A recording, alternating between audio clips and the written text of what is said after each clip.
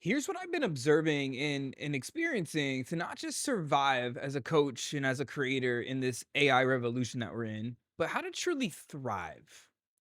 Now, we're in this weird time, right? It's like everybody's scrambling to try to figure out how to best use AI for their businesses. There's a lot of different people that are scared it's going to take away their jobs and whatnot. And there's definitely been a pretty massive shift, and it continues to happen more and more as time progresses. And I'm seeing, like, especially in the coaching and the consulting and the education space, where there's been a big shift because information itself is now commoditized. I mean, Google has shown there's 1.2 billion posts being published every single day.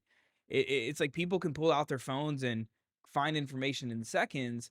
And so there has been a massive shift in terms of, like, how do you continue to get clients? Like, what's the strategy? What do you do? And here's what I have seen. Like, we've gone from this whole, like, gotta get attention, attention, the attention economy. And it's like, attention's cheap. You can go onto Instagram or any platform and you can boost a post, spend some money. You can pay for attention. You could do some silly stuff on a reel and you can get attention. But it's the right attention that matters. Whether you're trying to do this organically or whether you're advertising and you're paying for ads, getting the right attention is absolutely key. And so what I'm focusing on and what I am seeing some of the most successful companies that are now thriving, they're focusing on building what I'm considering a micro brand.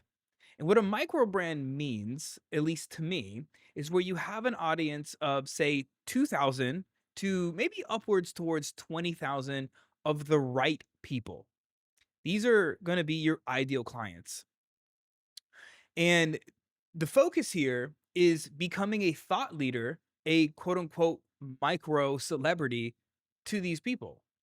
And the way to go about doing this, and this has been going on for years. And so there's a lot of data that shows that. In fact, back in, I think it was like the maybe late 80s or early 90s, there's a guy named Kevin Kelly who wrote an article called "A Thousand True Fans." And it was this concept of artists and musicians and people that were selling relatively cheap stuff, but they needed people to essentially become raving fans of theirs so they can create a career. They can create a career doing their passion. And he showed that on average, if one of these artists had 1,000 true fans, they would be able to have a career selling their stuff. Now, in terms of where we're sitting in coaching, you really don't even need 1,000 people. Now, I think 2,000 is like the point there because not everybody's going to be buying, and you want to make sure that you consistently have people that are ready to either book calls with you or buy your stuff. So I think 2,000, and if you're really trying to scale and make a lot of impact, getting towards 20,000 people can have a massive impact. Like, I mean, you can have it a pretty insane company with that many people, of the right people. And so the best analogy I heard of this, because in order to get the right people, we have to say the right words in the right way. So we do attract the right people and we repel the wrong people. And the best analogy that I heard for this is the megaphone versus the dog whistle. Like, imagine going into Times Square during the New Year's Eve ball drop, and there's just like thousands and thousands of people out there, all just yelling and screaming. That's the megaphone analogy. It's like you're not going to get that many heads to turn, at least not consistently. But if you had a dog whistle and you blew that dog whistle, the only things that are going to turn are dogs. That is the landscape of social media right now. That is the difference of just getting out there and trying to get attention on social media versus getting the right attention. And so if you want to get more of the right people to become in your audience and to essentially become buyers of yours and not just consumers of yours, you need to do a couple things. So the first thing is, as I alluded to, you need to say the right words in the right way and in the right order as well, because that matters when it comes to how you structure a video or how you write a piece of copy, which we can get into. But that way you do get more of the right people. You perk up the right ears and you get the right people to follow along with you. And this is what's called messaging and positioning. And so it's an absolutely crucial part of any brand. that you get this right. And so I have a lot of videos on this channel that break down into this, but in a nutshell, you need to know a couple things to get the right messaging down. You need to know like the specific things that your ideal, that your dream client is going through, the pain points, the symptoms, the present moment things that they just don't like. Like, the more specific you can get to the ideal dream client that you want to have in your audience, the better.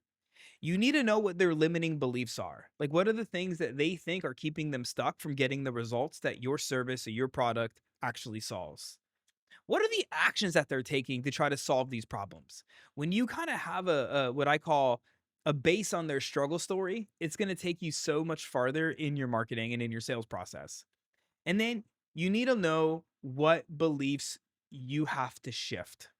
This is really key. This is why you need to know what their limiting beliefs are. Because when you know how to show up in your marketing and in your content, and you know how to shift the right beliefs, this is going to allow you to start creating more demand. And that kind of brings us to point number two is you need to learn how to influence humans. You need to learn how to influence your humans to want to buy your stuff. There is plenty of people in your audience right now that are ready to buy. They're already buying stuff, just not from you. And case in point, I had a client of mine. This has happened many times, but I had a client recently who they had a pretty big Go High Level account. Like, I'm sorry, they had a pretty big CRM account. They use Go High Level, and so they had been spending money on Facebook and Instagram ads for like about a year, and they had this CRM pipeline, meaning emails and phone numbers and stuff like that, of about 4,500 people. They had an Instagram following of around 8,000 ish people, and they just weren't consistently converting. And they thought they needed to run more top of funnel ads, get more leads, yada, yada. And I was like, dude, you don't need more leads right now. I mean, of course, your business, we need to consistently generate leads, but you don't need more leads. We need to go deeper with the people that you already have. And so I showed them how to fix up their emails, how to fix up their content with the right messaging. And I showed them how to influence, or sorry, I showed them how to infuse this influence and belief shifting stuff into their current marketing. And so they started to send out emails to their existing list. They started to retarget their Instagram and Facebook followers with the right types of content. And that, like, 2.5x their business in about 60 days. So the focus here is like the more you could show up and learn how to influence and shift beliefs to this right audience, the more people that you're going to get to move forward. You're going to get them to respond to your call to actions because you are shifting the way they think, which causes different behaviors for them. Does that make sense? And then the third thing you need to do is you got to learn how to build the right types of campaigns and ecosystem. So that way you get the right people to consume your content. In essence, this is all how you create a micro brand. So when you can run a sequence of content and marketing to get people to attend, say, like a conversion type event, this could be a masterclass, a live workshop, a challenge, something like that, and you get people to consume this long form content, you get people to live in this ecosystem, which what I mean is an effective ecosystem would be like a top of funnel platform like Facebook or Instagram, where you're attracting a lot of new people and you're building connection and trust and authority with them. Uh, a middle of funnel platform, this would be something like an email list, a YouTube channel, a podcast. And then you have your bottom of funnel where you have your video sales letters or you're doing your live masterclasses or your workshops where you're setting up a stage, if you will, to be able to convert people. This is absolutely crucial for you to get people to live in this ecosystem so that we consume more content. Google has shown that the average person needs to consume 7 hours of content, 11 different touch points in 4 different mediums. And so the more you can get people into this ecosystem and you can provide that environment for people to become raving fans, for people to become ultimately buyers. And again, you have to create the buyer. Most people are just teaching and educating and doing how to, and they're staying very surface level, very top of funnel on like Facebook or Instagram. And they're wondering why they're having a hard time converting. They're not focusing on the middle of funnel or bottom of funnel activities. And so when you can actually build these campaigns and you can set up a proper ecosystem, this gives you the foundation to truly be become that micro celebrity and to truly build that micro brand. And when you do this all, you have that micro brand, you become that micro celebrity to a small group of raving fans. You create the buying behavior, you create the buying culture within your audience because you have the right messaging. You're saying the right words in the right way, in the right order and sequence to the right people.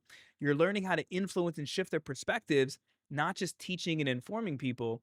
And then you setting up these campaigns in this ecosystem so that way you can get people to consume your content.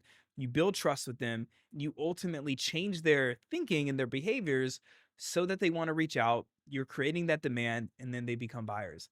Like this is the fundamentals of what I'm seeing, what I'm observing, what I'm experiencing in this AI world where it's not necessarily doing more because anybody can pump out content, anybody can pump out the stuff, but it's getting better at these fundamental skills. So I hope you found this helpful. If you have any questions for me, leave them down below. Make sure to hit subscribe if you want to learn more about the psychology of how to create pre-sold buyers, of how to get your ideal clients to say yes.